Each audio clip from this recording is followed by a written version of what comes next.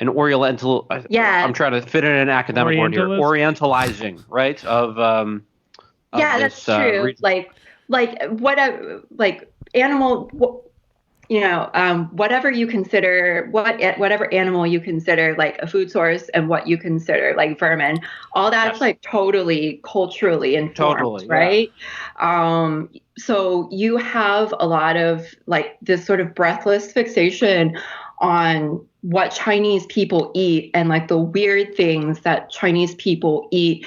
And they use it as a way to blame them for this illness, right? Even though, there are places in the US where they eat things that we would consider really weird, like alligator, like you said, or snake or whatever, It's just a really like racist way of framing it. Yeah. Yeah. I think most American food is weird.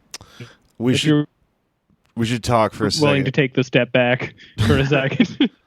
Yeah, we eat hot dogs here. That's like all. No one knows where those are from. Yeah. Yeah. Wait, what the fuck is a hot? It's like 8 different things. It would be cool. There's just sawdust in there. It would be cool if the virus originated in America and everyone was calling it like hot dog virus. Like, I got the hot dog flu. They're calling it Missouri Madness. Yeah. The baby backfire. We should talk for a second about this. My own home state's Senator John Cornyn, the most cartoonishly racist person of all time. This is the guy that was. He was like quoting Mussolini last year and shit. He just fucking sucks. He's the senator that Beto O'Rourke could have ran against instead of running for president, and he didn't. Oops. He went on some shit yesterday, a few days ago, and said China is to blame because the culture where people eat bats, snakes, and dogs and things like that. These viruses are transmitted from the animal to the people, and that's why China has been the source of a lot of these viruses, like SARS, like MERS, like the swine flu. Okay, so like most of those didn't originate in China. Only SARS originated in China. Like MERS was, I think that was like from Saudi Arabia, right? And then is it the Middle East respiratory syndrome? Yeah. But I think it specifically was from Saudi Arabia, but I'm not sure. And then swine flu was from the U.S. It originated in the U.S. Yeah, it's also like we eat like tons of pork. That's the hot dog flu. That's what he's talking about. And he's saying like it comes from these crazy countries where they eat the animals you're not supposed to eat. Like swine flu. What the fuck are you talking about? His own joke. Yeah, and a lot of the conditions that we like farm any of this meat does make viruses happen. Yeah. If you look at like the way the Trump administration's been handling pork regulations for the last 4 years, it's not something that won't make a super virus. I don't know. It's a pretty bleak future, guys. Yeah, that's the reason we have so much crazy like extra pork, extra bacon shit on fast food menus right now, is because he just took like a huge shipment of it that got backed up. You're allowed to like legally fire 2 Uzis into a barn and then just sell whatever comes out of that. That's how I wish I knew we were going to talk about this. I would have looked this up, but like every example is horrifying.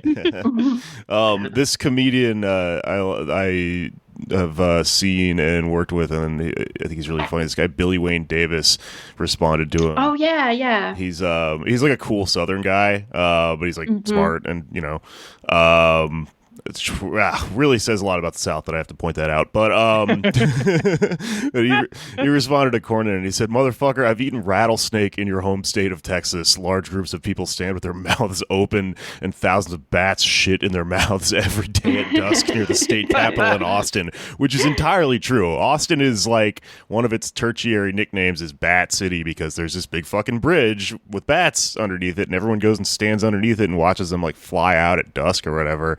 So like complete fucking bullshit. Fuck?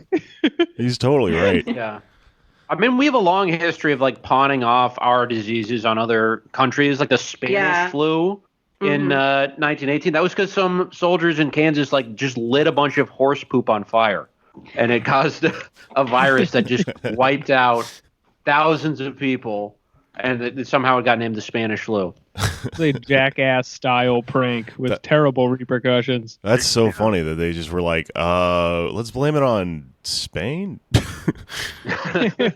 were just doing pranks on each other. What's up, y'all? I'm Johnny Knoxville. This is Spanish flu. But Amanda, you pointed out in response to this, I think that there have been so many of these zoonotic diseases. Yeah. So 3 out of 4 emerging infectious diseases are zoonotic, right?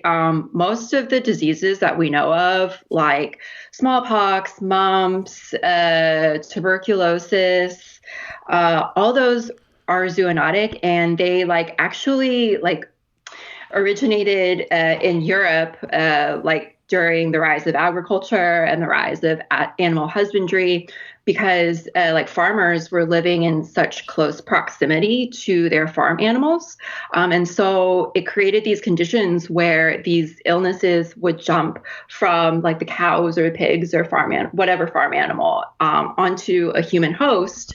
And then, when the Europeans came over into the New World, they brought with them these zoonotic diseases that they themselves had built immunity towards. They had developed antibodies, so they wouldn't get sick from them. But the indigenous populations had no immunity whatsoever, and so these diseases just entirely decimated the indigenous populations.